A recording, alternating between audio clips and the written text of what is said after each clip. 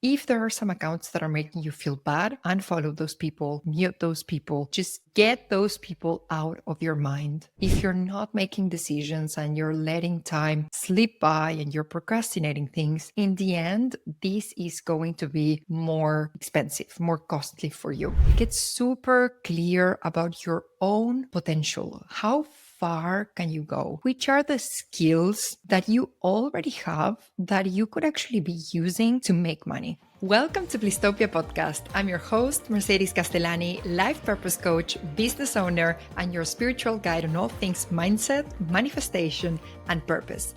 This podcast is a space for deep reflections, meaningful conversations to help you expand your mind, dive into the depths of your soul, and create a life that makes you feel alive. Whether you're walking, driving, or simply vibing, take a deep breath and get ready to dive. Hello, my love. Welcome to another episode of Blisstopia podcast. I'm your host, Mercedes Castellani, and today we're going to talk about 7 steps to become wealthy. These 7 steps are the steps that you want to introduce when you want a deep transformation in your life. And these are 7 steps. Step number 1, it's kind of like the most superficial one, if you want. And step number 7 is the deepest step. If you can get into this step, then you're actually going to create deep, long-lasting change in your life, deep, long-lasting change in the level of wealth that you attract, hold, and multiply. So let's dive right into this and let's dive into step number 1. Step number 1 is your environment. Every time you want to cultivate more abundance, more wealth, you need to take care of your environment. Your environment is going to actually allow you to stretch and get wealthier, or it's going to shrink you. So we need to start by analyzing your environment. Where in your house, for example, which of the spaces in your house are actually feeling super wealthy, super abundant, super bougie, and which spaces in your house are like, oh my God, do not look into that closet because that closet is making me feel whatever, super anxious, super weird, and it's just not a vibe. So you need to take a look into your spaces. You need to take a look into the people that you're spending time with. If you're spending time with successful, abundant, wealthy people, even wealthy in their mindset, not necessarily in their actual income. It's not like now we're going to say, okay, all of your friends need to be super wealthy. You cannot be friends with people who don't have the level of wealth that you desire in your life. But at least you want people who have an abundance mindset, who are not complaining, who are not negative, who are not discussing that the economy is super bad and that their jobs are super boring and then they're making so little money, but they don't want to move their ass and get a new job. That's not the people that you want in your life. You want the people who are like, yes, we're going to do this. Yes, we're going to get wealthy. Yes, I'm going to get a new job. Yes, I'm going to create that business. People who are positive, uplifting, wealthy in their mindset, and bonus points if they're actually wealthy as well. So take care of your spaces, take care of the people that you have around you. Make sure they are a good influence for you. Make sure that they are aligned with the things that you actually want in your life. You also want to take a look into your digital landscape. Who are you following on social media? What kind of podcasts are you listening to? Are you following accounts that make you feel inspired, that make you feel like everything is possible, that make you feel limitless? Or are you following accounts that trigger a sense of lack and fear in yourself? If there are some accounts that are making you feel bad, unfollow those people, mute those people, just get those people out of your mind. Your attention, your mind is so precious. And this is kind of how you're nourishing your mind. Are you nourishing your mind with uplifting content, uplifting people, or are you nourishing your mind with people and content that don't make you feel good? So make sure that your spaces, your people, and your digital landscape are actually empowering you and are actually supporting your desire for wealth. So that's step number one. Step number two is your actual behavior. What are you actually doing in order to cultivate wealth?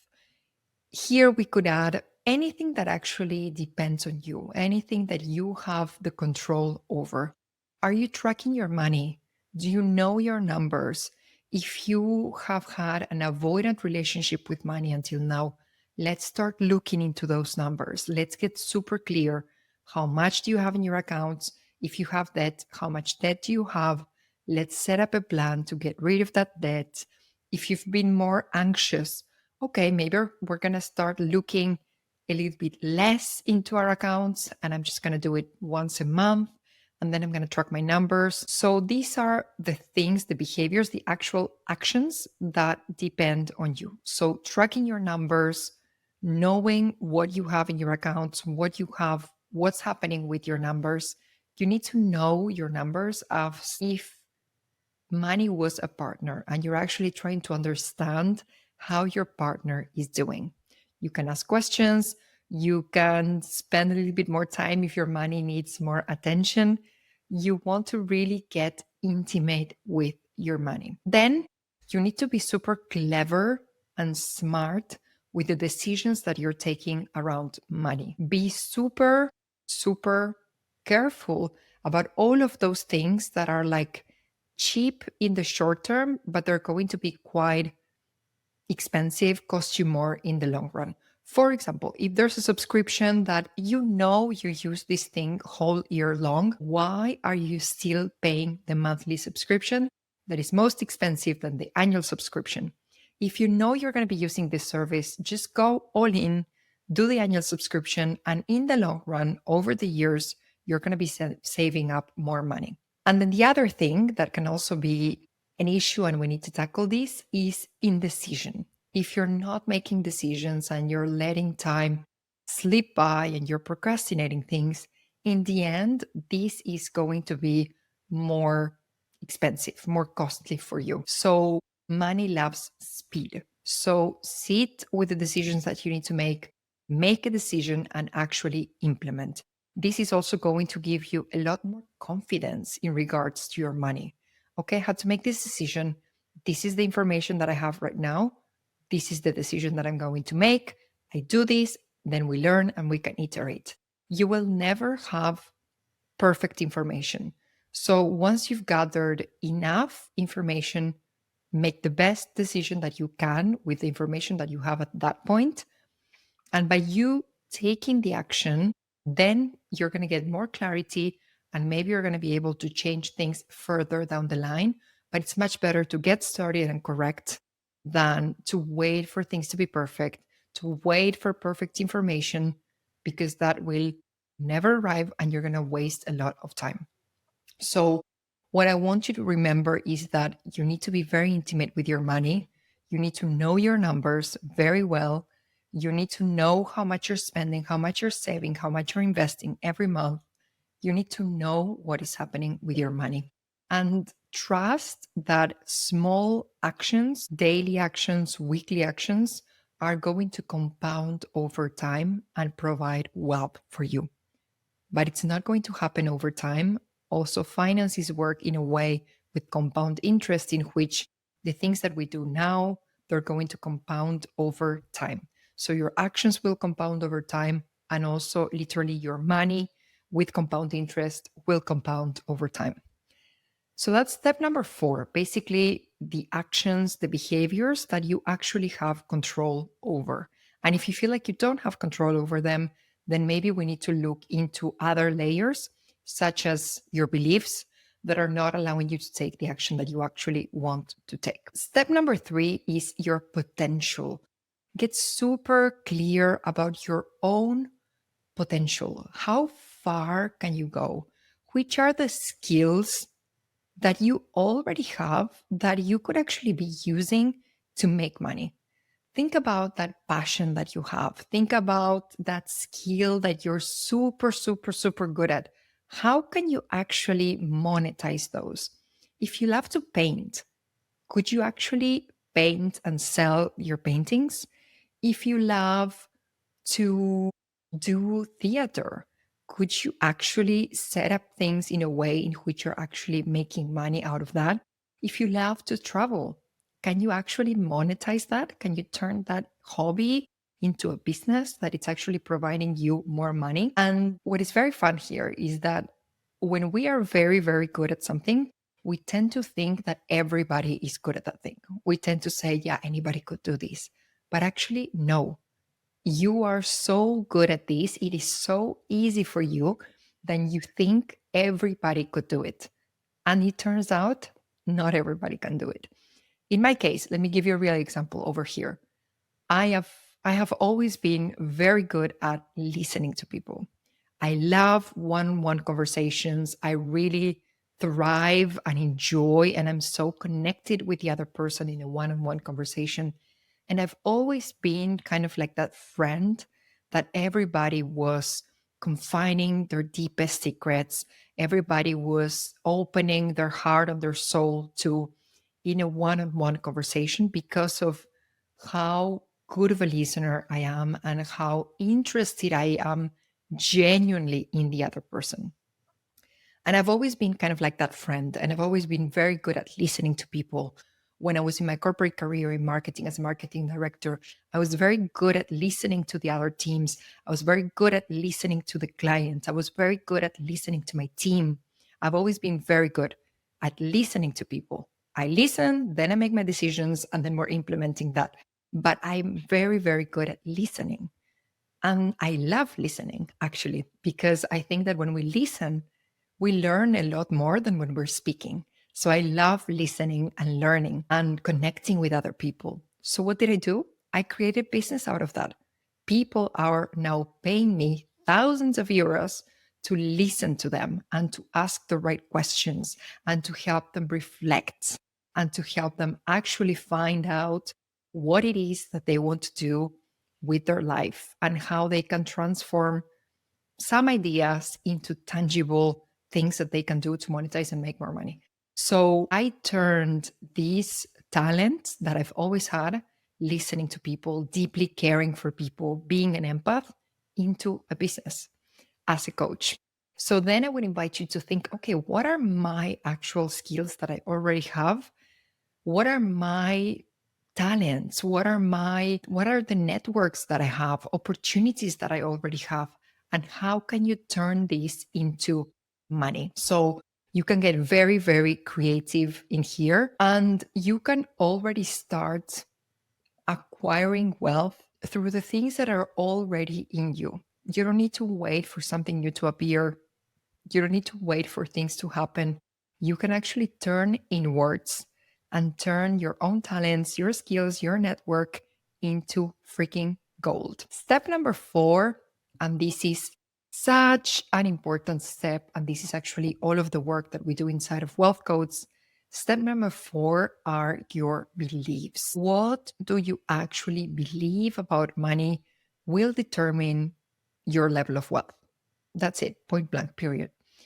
If you believe that money is a bad thing, if you believe that money makes you bad, if you believe that money is unsafe, if you believe that money is impossible, you will end up manifesting exactly that. So, in step number 4, you need to get super clear about your limiting beliefs around money and you want to replace them with empowering beliefs. For example, if you believe right now, I'm actually not good with money, I'm just not good with money.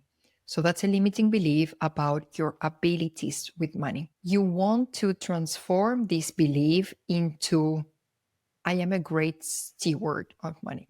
I am very good at guiding and managing my money. Now, of course, we can say this in a phrase and we can say this at a conscious level, but the work needs to happen at a subconscious level.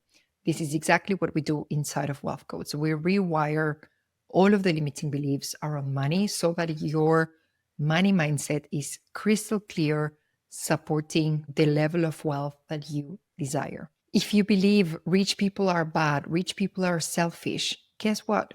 You're not going to become rich. You're not going to become wealthy because you don't want to be selfish and you don't want to be a bad person and you don't want to be greedy. But we could actually replace this by having more money allows me to be more of myself.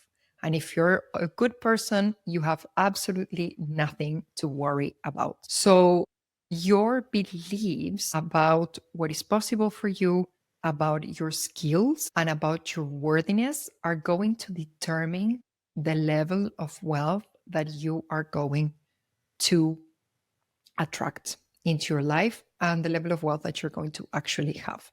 So, step number 4 is so important. If you only have time to look into one step, I would look into this one. Step number 4, super important. Step number 5 are your values. We need to take a look into your values because if money is in conflict with your core values, you are going to resist money subconsciously. You need to be very clear on your top values. For example, maybe your values are freedom, family, and health. So you need to find ways in which wealth and money are actually supporting those values and not competing with those values.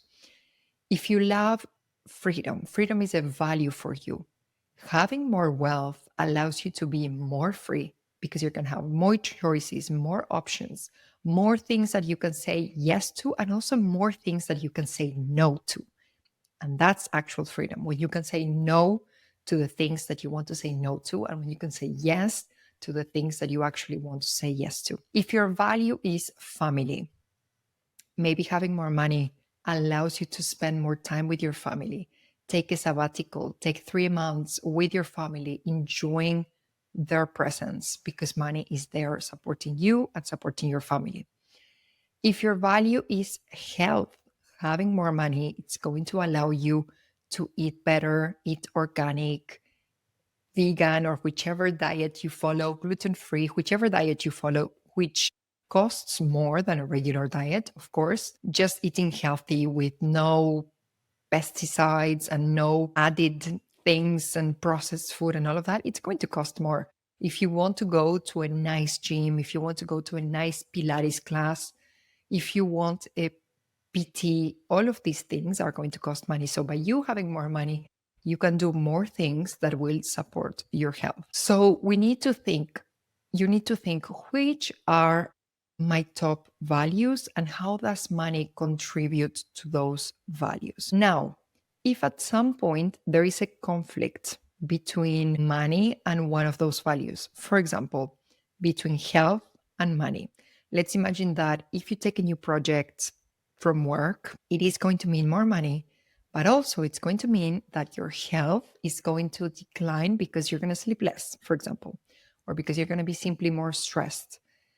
Then we need to actually get very clear on how we're going to make decisions. If wealth is actually competing with your health, you need to, for example, say, in this case, I will always prioritize health, even if it means that I make a little bit less money. If your value for family is being jeopardized by money, because, for example, maybe you take this new project and it means that you have less time to spend with your family, maybe there's a decision to make in there where you say, you know what, I'm going to prioritize my family and I'm going to say no to this opportunity. And I know that there will be another opportunity in which I'm going to make money without jeopardizing the relationship and the time that I have with my family. So, on step number 5, we want to get very clear on our values and how money contributes to those values.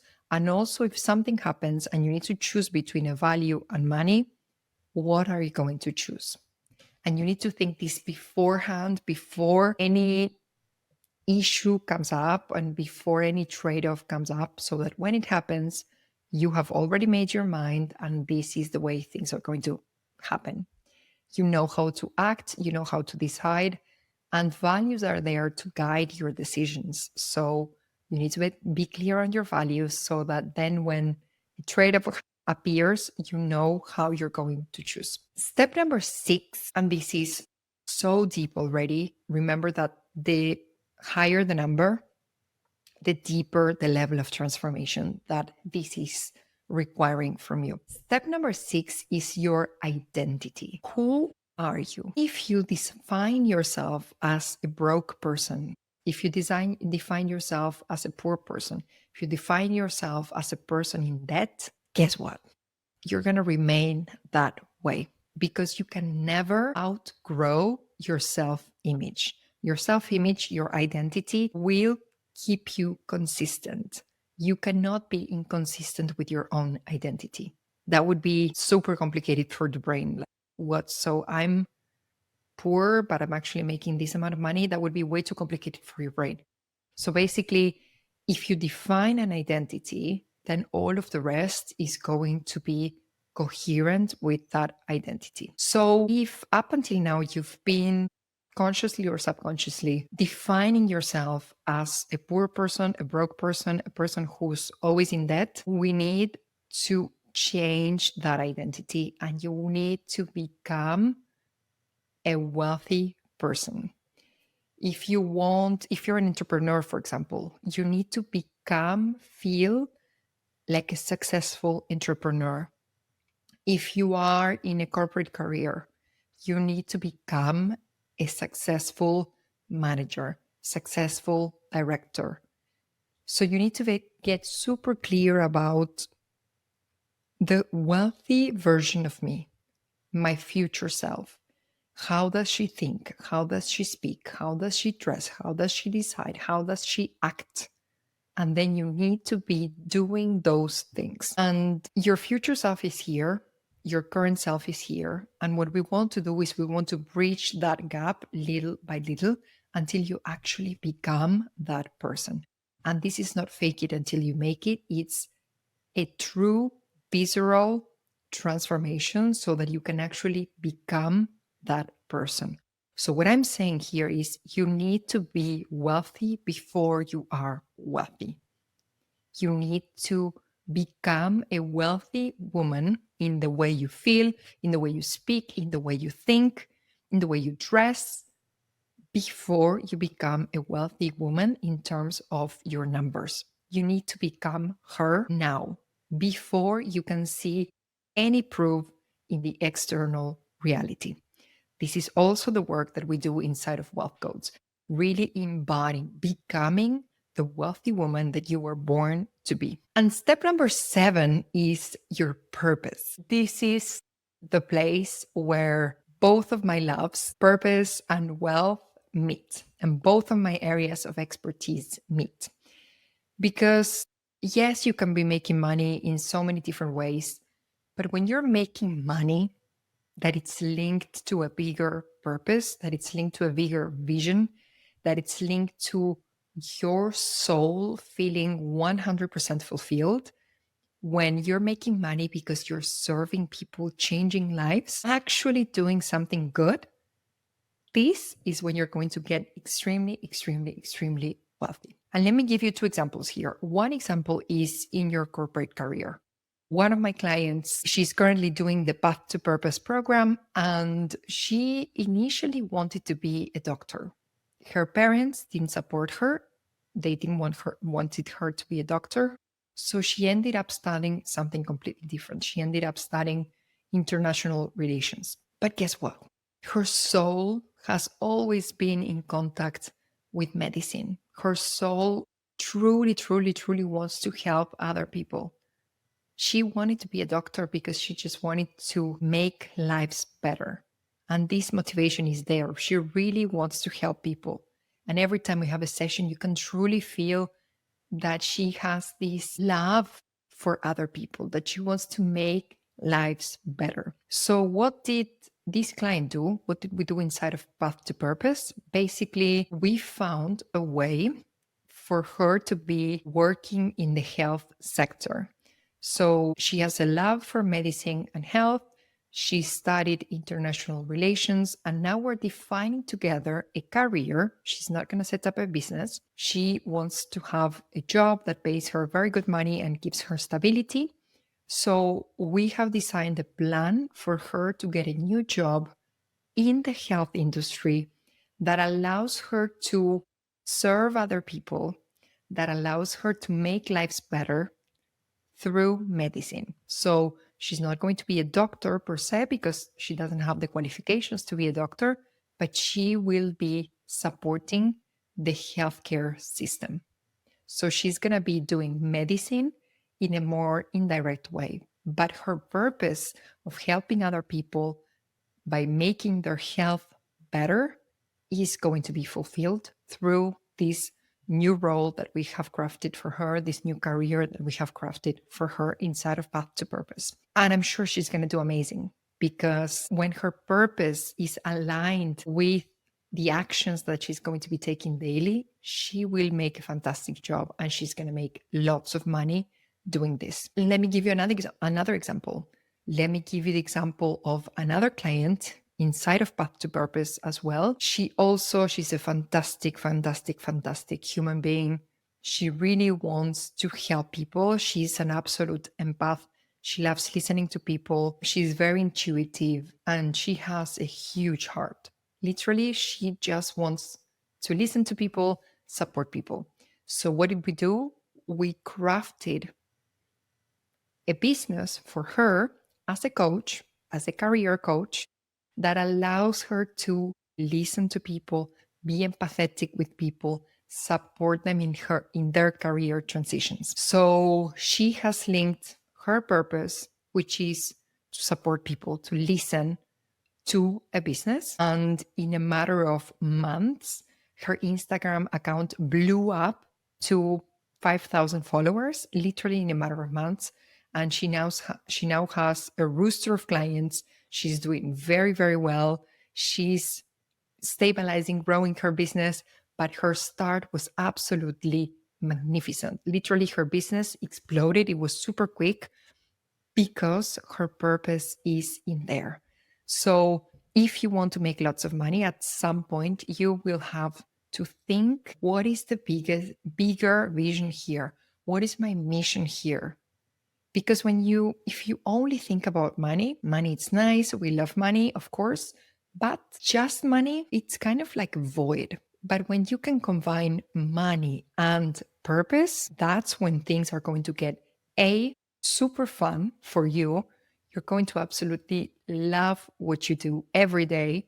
It's a constant supply of lots of dopamine and lots of good chemicals in your brain because you literally love what you do. When days get a little bit harder, you're going to be, you know what? Let's remember the vision. Let's remember why I'm doing this. It's not just for me. It's not just for money. It's for something bigger. Someone out there needs this. So it does give you that strength when things get a little bit harder, because they will. Whether if you're in a job or you create your own business, at some point things get a little bit tricky. And that's when you need that extra push that purpose will provide. So you're going to feel amazing on a daily basis. You're going to get that extra kick when things get hard. And you're going to make a lot more money because you're going to be way more creative. You're going to be opening up different opportunities and people just feel your energy. And I think for me, now that I'm so aligned with my purpose and I'm just having so much fun with what I do, I think a couple of months ago, I had a collaboration with someone and I could just tell that that person wasn't fully motivated. And I was like, oh my God, I remember in the corporate world, everybody used to be like that. Like most of the people, they were not fully motivated by what they were doing. And now that I'm fully aligned and I'm only working with people who are super aligned, when there was this person that wasn't fully motivated, I was like, this is so weird. Like, I'm not used to this. I'm used to people being freaking excited every day with what they're doing. So, step number 7, align your purpose and wealth. And then the floodgates of abundance are going to be open for you. So these are the 7 steps. Let me repeat them from, again, the most superficial to the deepest one. The first one to check is your environment. Is your environment supporting the level of wealth that you desire? Step number 2 are your behaviors. Are your behaviors supporting the level of wealth that you desire? Step number 3 is your potential. Step number 4, your beliefs. Step number 5, your values. Step number 6, your identity.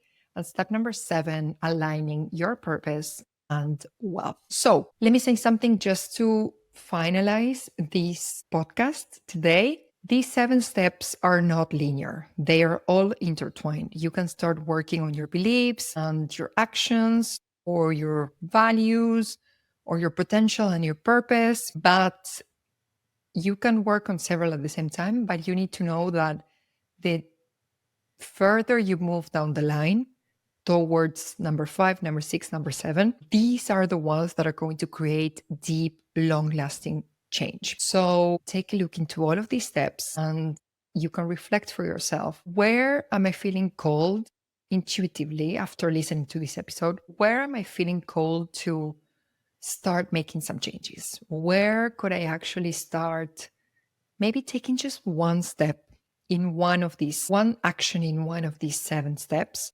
so that you can become wealthier? Whether that's from the more superficial ones, it's going to be a little bit easier, or whether that's on the deeper steps that I've shared with you. So that's the action step, the key takeaway that you can take from this episode. These are the 7 steps.